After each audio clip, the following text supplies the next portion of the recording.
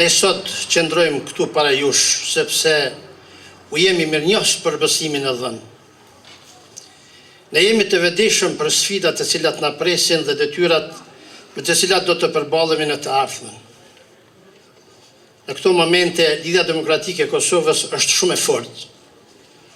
Jo vetëm për shkak të aftësive dhe vizionit të mirë që ka, por edhe se të gjithë ne i kemi mbetur besnik idealeve të paraardhësve tanë, idealeve të presidentit Dr. Ibrahim Rugova.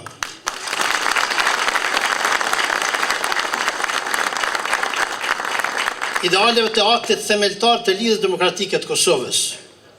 Idealeve dhe besimit e dhënë ndaj akademik Isa Mustafës.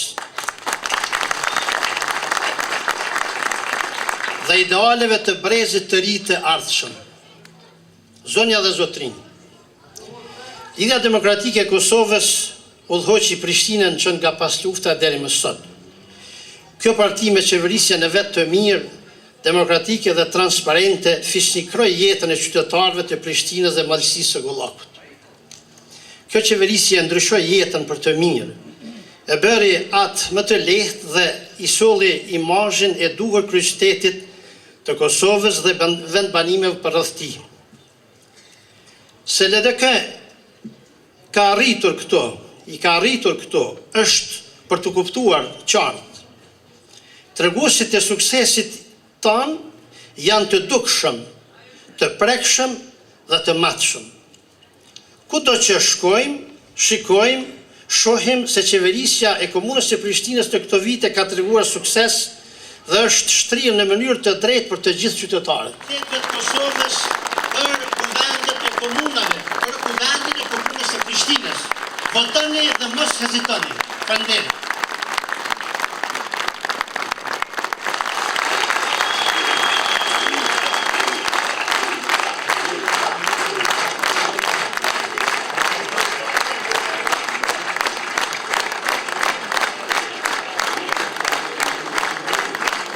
Ajo që neve si Lidhje Demokratike na bën që ne të krenohemi, është se ne punojmë për qytetarët. Ne punojmë për familjet, ne punojmë për fëmijët tanë, dhe këta fëmijë meritojnë që të kenë rrugë, e meritojnë që të kenë ujë, e meritojnë që të kenë zhvillim, dhe ata meritojnë që të jenë fëmijë cilët nesër do ta kenë ardhmërinë e tyre të siguruar, edhe në fshat, edhe në qytet. Gjatë kësaj periudhe ne kemi ndërtuar shumë shkolla, kemi ndërtuar 22 shkolla në komunë, edhe në qytet, edhe në fshatra, dhe praktikisht ne kemi shumë pak pjesë rurale në cilat kemi shkolla të vjetra se se kemi asnjë. Gjitha shkollat janë të reja, bile standardin ato shkolla nuk është fare mrapa standardet që kemi në shkollat në qytet të Prishtinës. Kemi ndërtuar mbi 10 sallat edukatës fizike, na kanë mbet edhe 4 të ndërtojmë në mënyrë që të përmbyllim gjitha shkollat me sallat edukatës fizike në ato shkolla ku ekzistojnë kushte për ndërtimin e sallave të edukatës fizike. Janë ndërtuar shumë terene sportive, vetëm në borret shkollave dhe në terene ku gravitojnë shkollat. Kemi 16 terene sportive që kemi ndërtuar gjatë këtyre 4 viteve, ndërkaq në qytet kemi ndërtuar edhe 46 terene tjera dhe kemi edhe 6 ndërtim, do të përfundojmë si vjet me 50 terene sportive.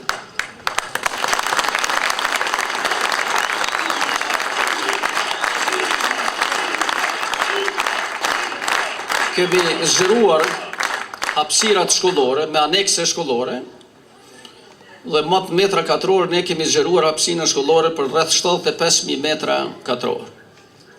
Në qytet dhe në fshatra gjatë këtyre 4 viteve ne kemi ndërtuar rreth 300 kilometra rrugica, gjitha të asfaltuara, pa e marrë këto të parasysh të trendit 4. Kemi ndërtuar dikun rreth 250.000 metra katror trotuare dhe hapësira tjera të shtruara me kubza.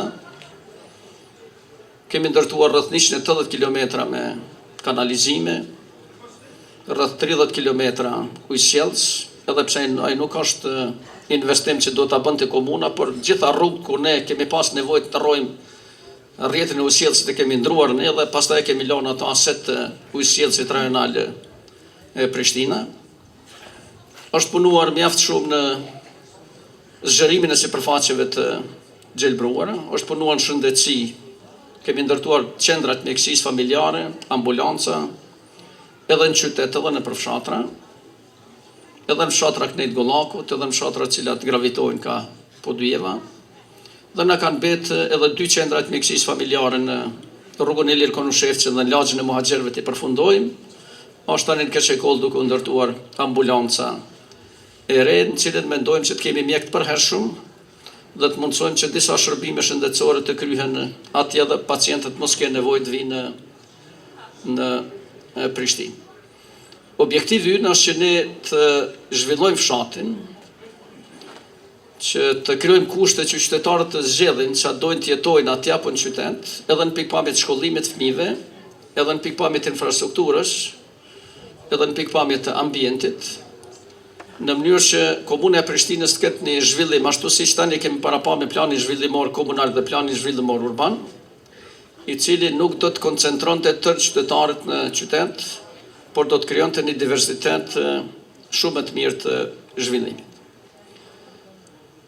Ne kemi edhe projekte tjera, cilat janë projekte shumë të rëndësishme për ne, me qenë se jemi këtu, ne kemi për projekt që në mund të fillojmë zgjerimin e kësaj rruge deri në hyrjen në qytet, në 4 korsi, prej këtu deri atje. E kemi rrugën e Siqevës që tash jemi marrë vesh me ndërtuar dhe me asfaltu deri në Siqevë, sepse e kemi prolonguar atë për derisa ka pas bartje të materialit guror për ndërtimin e autostradës për që e lidh Kosovën me Shqipërinë. Kemi rrugë tjera qasë në Prishtinë, cilat do të bëjmë edhe nga Vetërniku, edhe brenda qytetit, edhe në pjesë të qytetit cilat tash i përmenda, cilat kanë ngecë. Disa që nuk guxojmë të kemi në qytet, lagje që nuk kanë ndryshim publik, që s'kanë rrugë, ndërkaq që kemi shumë banor atje të koncentruar dhe ato do të jenë prioritetet e para që ne do të fillojmë në pranverën e vitit tashëm. Do të jetë ndërtimi i unazave të qytetit, hyrja zgjeruar nga Vetërniku dhe përfundimi rreth rrotullimit atje. Do të jenë projektet e ngrohjes së qytetit, sigurimi të ujit për banorët e qytetit, që janë projekte strategjike me të cilat ne dëshirojmë të zgjidhim disa probleme, të cilat spaku do të datojnë deri në vitin 2030 që Prishtina mos ketë nevojë të merret me to matutje. Për këtë